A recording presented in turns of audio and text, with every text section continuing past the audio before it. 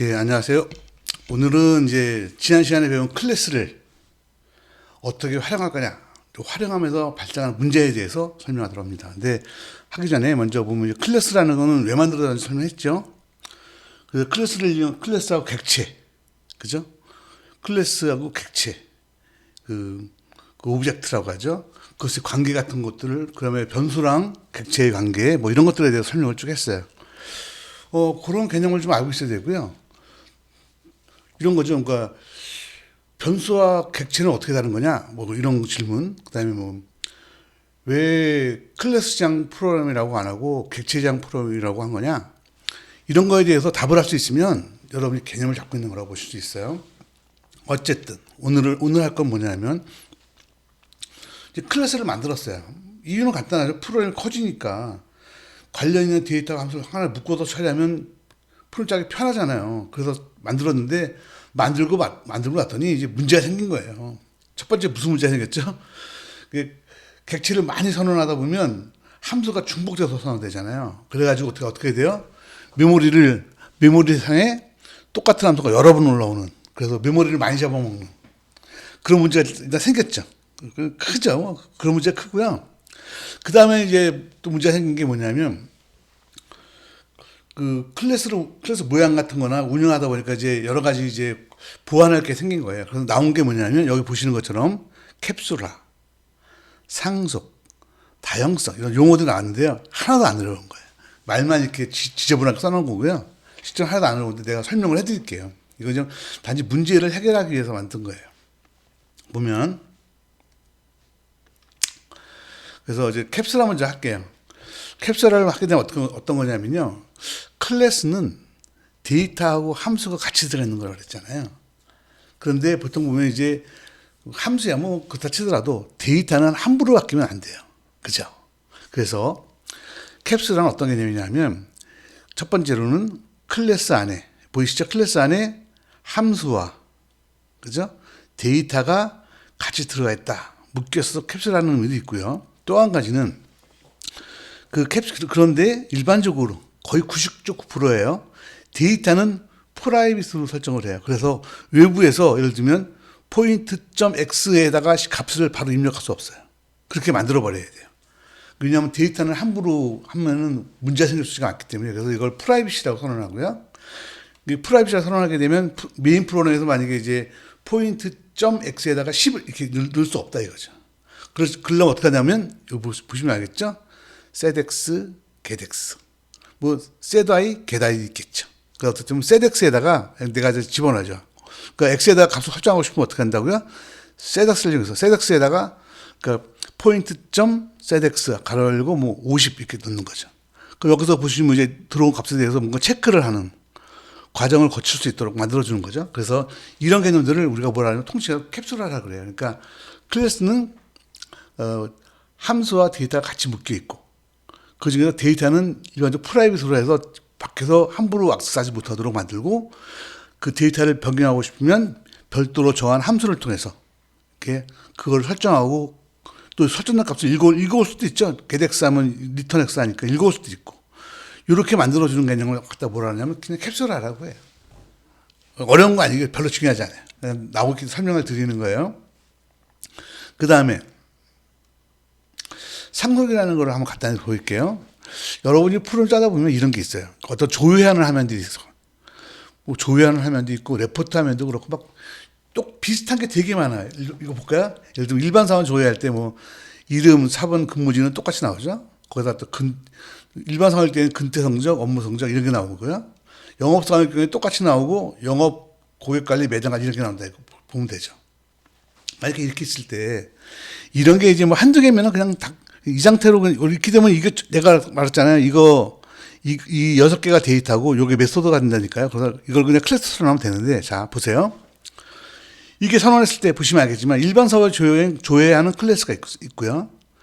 영업사원 조회하는 클래스가 있어요. 그렇죠? 뭐 그냥 선언해서 하면 되죠. 근데 만약 이런 게 만약에 한 100개쯤 있다고 생각하면요. 어떤 문제가 발생할 수 있냐면 보세요. 이름, 사번, 근무지가 어떻게 돼요? 다 똑같잖아요. 그죠? 똑같은데 이거를 갖다가 100번을 다시 내가 타이핑을 해야 된다는 얘기잖아요. 그러니까 이게 귀찮은 거야. 귀찮아서 어떻게 하면 좋을까? 한 번만 치고 이걸 상속받은 나중에 이제 선언할 때는 카피해서 쓰면 안 될까? 뭐 이런 식으로 생각을 한 거죠. 요게 그래서 이제 결론적으로는 다 치는 거긴 한데 개발자들이 치기가 귀찮고요. 또 한 가지는 이걸 100번을 선언을 했어요. 그런데 만약에 우리 회사에 조회하는 프로그램에서 요 만약에 4번이라는 게 빠졌다. 그럼 어떻게 돼요? 이걸 100번을 쳤으면 100번을 다 고쳐야 되잖아요. 그것도 또 문제가 되죠. 그래서 이거 똑같은 내용들이 많다면, 그러니까 예를 들면 조회 같은 거나 뭐 레포트 같은 거 이런 것들 보면 일단 한 일정 부분은 다 반복 똑같은 게 많거든요. 예를 들면 회사 로고 넣는 거나 뭐 이런 것들 밑에 뭐 그 회사에 뭐 슬로건 넣는 부분들 뭐 이런 것들은 똑같은 부분이 많잖아요. 그런 부분들은 한 번만 선언해서 그걸 갖다 물려받아서 쓰면 좋겠다라고 생각을 한 거죠.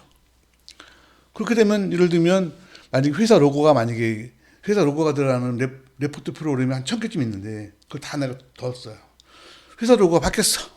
그럼 1000번을 다 고쳐야 되잖아요. 그러니까 너무 힘든 거야. 그래가지고 이제 이걸 상속이라는 개념을 도입해서 어떻게 하냐면 요거 똑같은 부분은 한 번만 선언하고 그걸 같이 물려받아 쓰자라고 하는 게 상속이라는 개념이에요. 상속받는 거죠. 그래서 이렇게 된 경우 어떻게 하냐면 보세요. 이게 지금 앞에가 똑같은 개념이잖아요. 여기서 보면 어떻게 되냐면 이름, 4번 근무지는 클래스랑 선언하죠.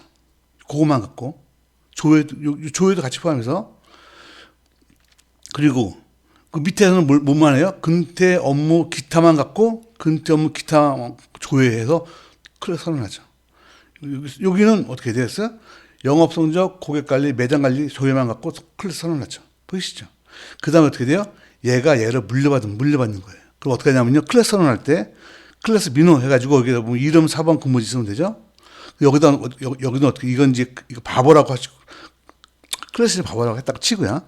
클래스 바보 안 되면 어떻게 돼요? 물려받는다. 누구를? 민호를. 그럼 어떻게 돼요? 이름 4번 근무지는 치지 않아도 돼요. 뭐만 치면 돼요? 근태, 업무 성적, 기타 성적만 치면 나중에 여러분이 객체를 형성하면 생성된 객체는 뭐가 있는 거예요? 이름 4번 근무지하고 근태 성적, 업무 성적, 기타 성적이 들어가는 그런 클래스가 만들어지는 거예요. 그럼 요거 갖다가 우리가 뭐래요? 얘는 요 클래스를 상속받았다. 이렇게 얘기하는 거예요. 뭐 상속이 필요하긴 하겠죠. 필요성만 이해하시면 되고요. 그래서 그렇게 하는 거구나. 그러면 상속받는 경우에는 여기서처럼 이렇게 쓴다라는 걸 알고 계시면 되고요.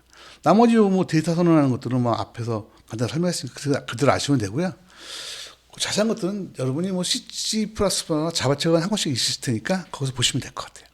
이해했죠? 됐고요.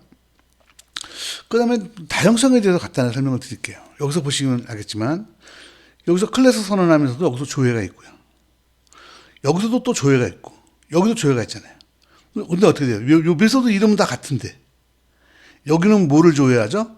일반 영업사원들에 대한 거를 조회해 주죠. 얘는 영업사원에 대한 걸 조회해 주잖아요. 근데 조회가 뭐야?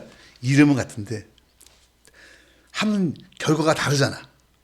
그러니까 그거 갖다 우리가 뭐냐면 이름은 같은데 결과가 다르니까 다양성이 있다. 하나 이름으로 여러 가지 형태가 나올 수 있다. 다양성이다라고 표현을 하는 거예요. 이해하셨죠? 그래서 이제 다양성으로 하면 그게 지금 말씀드린 것처럼 그런 것을 다양성이라고 하고요. 그걸 우리가 다른 말로 오버라이딩이라고 하고요. 또 C나 자바로 가면 이제 오버로딩이라는 개념도 있어요. 뭐냐면 이제 뭐 바버라는 게 있는데 바버라는 한도가 있는데 거기 파라미터가 하나만 있는 경우, 두 개가 있는 경우 이런 경우에 같은 이름을 갖고도 이렇게 파라미터 주는 거에 따라서 다른 함수가 콜되게 만드는 경우가 있거든요. 그건 이제 오버로딩이라고 해요. 그러니까 오버라이딩이 좀 다양성을 확장해서 보면 오버로딩과 오버라이딩으로 볼 수 있고, 오버로딩은 이름은 같지만 변수의 숫자가 다른 경우, 타입이 다른 경우에 다른 각각 거기에 맞는 함수가 자동적으로 불려진다는 거죠. 왜냐하면 함수 이름 짓는 것도 귀찮잖아요. 그러니까 하나 정해놓고 변수만 바꾸면 이름 짓기 좋잖아요. 그래서 만든 개념이고요. 오버라이딩은 그런 게 아니죠. 이거는 이제 여기서 본 것처럼 각 클래스 성격에 따라서 같은 함수인데 그 결과가 다른 거니까 이건 오버라이딩이라고 볼 수 있죠. 그래서 이거를 두 개 합쳐서 다양성이다라고 이름을 하는 거예요. 뭐 별다른 개념 아니죠. 그냥 클래스를 쓰다 보니 요런 특징이 있더라라는 거를 이름을 붙여서 구별을 해놓은 거다. 이렇게 볼 수 있을 것 같아요. 이해하셨죠?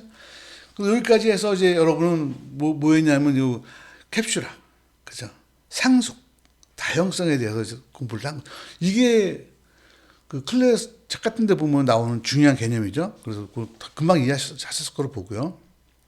그래서 클래스를 한번 보시면 예를 들면 이렇게 표현하죠. 그림으로 표현하면 이제 쉐이프라는 클래스가 있고 그 안에 값으로 x, y가 있고 여기 move, draw 이런 것들이 있고 생성자 있고 뭐 이렇게 이거를 물려받아서 서클과 원과 사각형이 있죠. 그죠? 그러면 여기서 원에는 반지름이 있죠. 그럼 원에는 이거 물려받았으니까 당연히 x, y도 있는 거죠.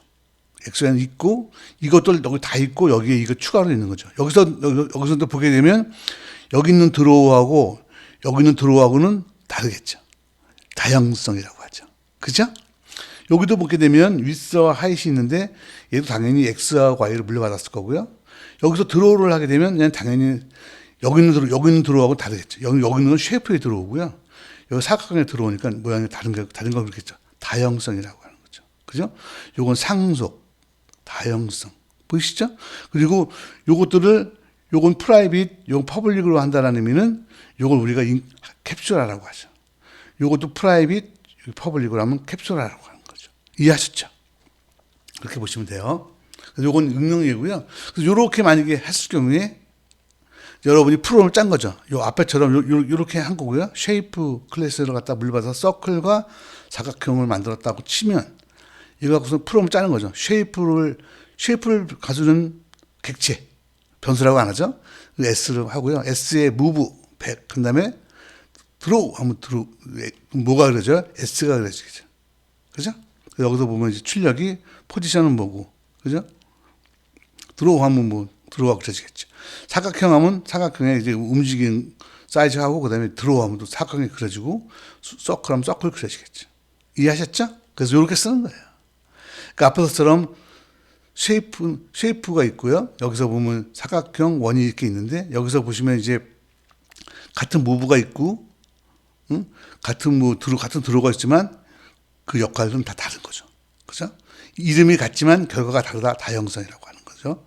그리고 이 사각형은 얘를 물려받았기 때문에 얘한테 있는 값들은 여기 다 있는 거죠. 그래서 여기서 보면 100, 200을 이렇게 기본 설정하고 거기에 추가적으로 50, 50 그 서클도 S를 물려받았잖아요. 그래서 무브에 속하는 요거 두 개는 같이 물려받고 레디 반지름만 자기가 추가로 받고 그렇게 되는 거죠. 이해하셨죠? 그래서 여기까지 해서 여러분 이제 상속에 대해서 간단하게 이제 배우신 거예요. 지금 상속, 캡슐화, 그죠? 다양성. 뭐 너무 간단하지 않아요? 그래서 어려운 단어들은 아니고요. 간단한 거예요. 그러니까 여러분들 금방 익히시고요. 그래서 여기까지 해서 클래스를 사용하면서 발생하게 되는 상황들에 대해서 몇 가지를 이제 분리를 해서 이름을 붙여놓은 거죠. 이름을 붙여서 여러분이 인식할 수 있도록 만들어 놓은 건데 어려운 건 아니었죠. 여기까지만 하고요. 요게 이제 버추얼하고 다이나믹 리딩이라는 걸 한 가지 더 설명해야 되는데 시간이 너무 길어지니까 이거 다음 시간에 해드리도록 할게요. 예, 수고하셨습니다.